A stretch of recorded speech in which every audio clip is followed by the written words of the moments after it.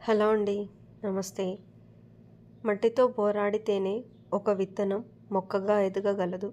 ఎదురు దెబ్బలకు తట్టుకొని నిలబడితేనే ఏ మనిషి అయినా జీవితంలో పరిపూర్ణుడుగా ఎదుగుతాడు. మంచి అనేది చేసే పనిలో ఉండాలి కానీ చెప్పే మాటల్లో కాదు. గతం భవిష్యత్తును నడిపేలా ఉండాలి, ప్రస్తుతాన్ని నాశనం చేసేలా కాదు. కోల్పోయిన వారికి మాత్రమే తెలుస్తుంది కోలుకోవడం ఎంత కష్టమో.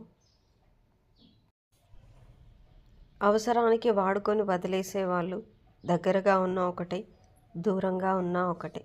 అలాంటి వాళ్ళకి మనం అవసరం ఉన్నప్పుడు మాత్రమే మనిషిలాగా కనిపిస్తాం. తరువాత గడ్డి పరక కన్నా హీనంగా కనిపిస్తాం.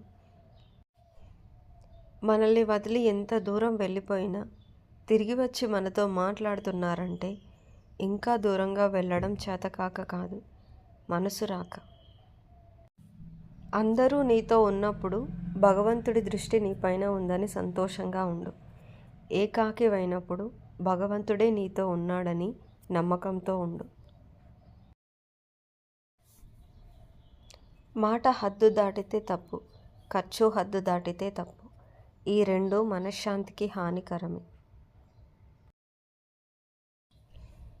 నమ్మకం చదవడానికి 3 అక్షరాలు మాత్రమే, కానీ అది సంపాదించడం చాలా కష్టం.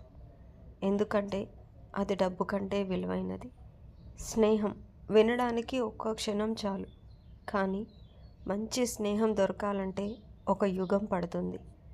ప్రేమ ఇది వినడానికి బాగానే ఉంటుంది, కానీ అందరి దగ్గర దొరకదు, కొంతమంది దగ్గర మాత్రమే దొరుకుతుంది. థ్యాంక్ యూ ఫర్ వాచింగ్ అండి. ఈ వీడియో మీకు నచ్చినట్లయితే ప్లీజ్ అండి like and subscribe. Thank you.